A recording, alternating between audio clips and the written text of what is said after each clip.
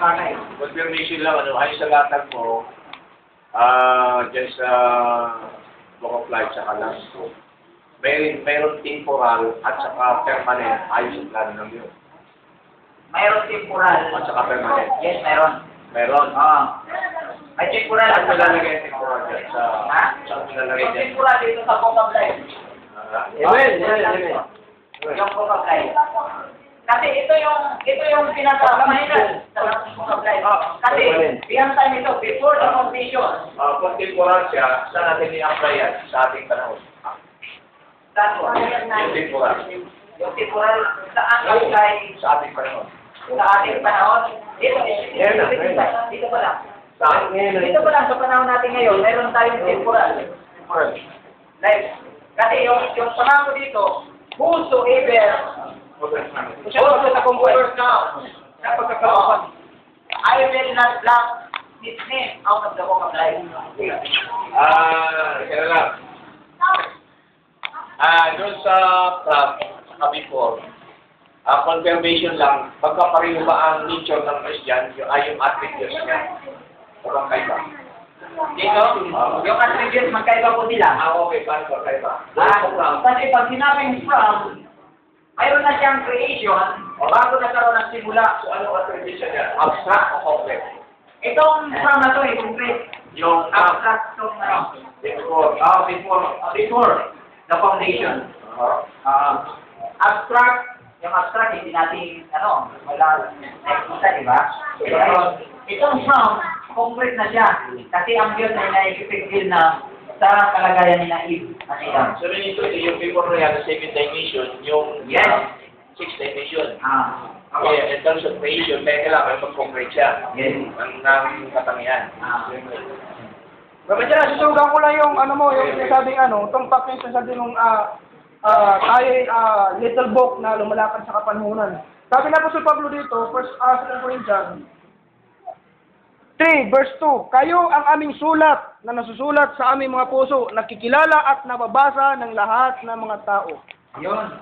Ha? 2 Corinthians chapter 3, verse 2. Verse 2. Ayan. Kasi, pag talaga lumalakad siya sa mensahe na salita niyo sa kapanhunan, nababasa siya sa tao. Okay, basahin ko lang saglit dito sa first John. Sabi niya, that which was from the beginning which we have heard. No? From the beginning, ito may creation na to, na ating naririnig, which we have seen with our eyes, which we have looked upon, and our hands have handled of the word of life. For the life was manifested. Kailangan daw ang buhay ay magkaroon ng manifesto, makita sa kanyang sariling katauhan. And we have seen it, nakita talaga sa buhay natin. And we have seen it and bear witness. At tayo din magpapatutuo. And show to you the eternal life. Ikaw mismo sarili mo, magpapatutuo na mayroon ka lang buhay na walang hanggan. Which was with the Father and was manifested unto us. Sa buhay mismo natin, may kita na mayroon tayong buhay. Isusog mo yung Revelation chapter 10, verse 9. Revelation chapter 10, verse 9. Little book. Pag kinain mo yan, ipapangusap mo yan. Di ba? And I went unto the angel and said to him, give me the little book. Pag kinain mo yung little book, ikaw na mismo yung little book na lumalakad. Pag kinain mo yung little book, sabi niya, and he said unto me, take it and eat it up, and it shall make thy believers, but it shall be in thy mouth with us honey. Pero sabi niya, tayo ngayon ay daranas talaga tayo ng tribulation. Sabi sa 1 Peter 1:7, the trial of your faith na kailangan ay maging bold, right in the fire. Confirmation. Sabi ko kanina, yung chapter 20, verse 15, ay alis yung mga hindi nakasulat sa aklat ng buhay sa ring of fire. Ang tanong natin dyan, saan nandun yung ring of fire? Dito ba sa mundo ito o out of yung space? Out of space. Another space? Hindi po sa another space, dito pa lang. Mayroon kasi Saan yung ring of fire? Dito mismo siya?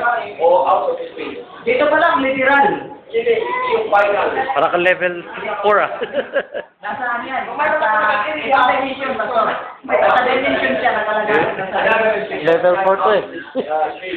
Hindi. Basta may sinabi siya kasi ito sa physical natin. Ito, hindi ko pa kung nasa labas ba ng space. Kasi ang pinakaano ko dito, mayroon tayong dimension sa kalagayan natin ngayon, Vicente. Dito na, yung nakikita natin, literal.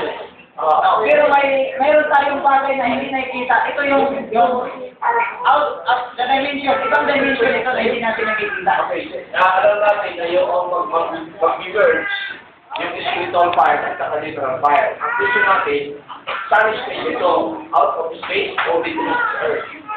Iyahan ko muna yan. Iyahan ko muna yan. Lampas na time. Kung hanggang saan talaga yan.